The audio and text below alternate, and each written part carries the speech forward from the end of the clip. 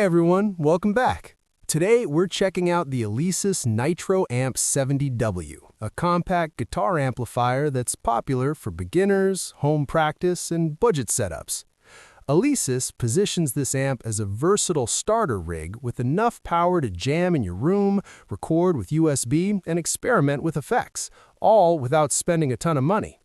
Right out of the box, the Nitro Amp delivers 70 watts of power, which is surprisingly loud for a small amp and perfect for bedroom practice or small group sessions.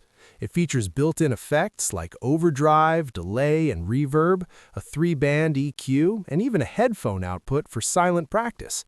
There's also a USB connection that lets you plug into your computer for recording or using software amp modeling.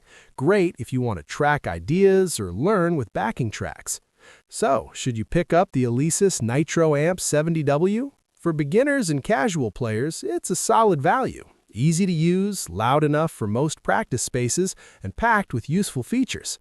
It won't replace a high-end tube amp for gigging or tone purists, but for home use, recording demos, or learning guitar, it's tough to beat at this price point. If you want real tone quality and physical amp feel, you may outgrow it, but for most players starting out, this amp checks a lot of boxes.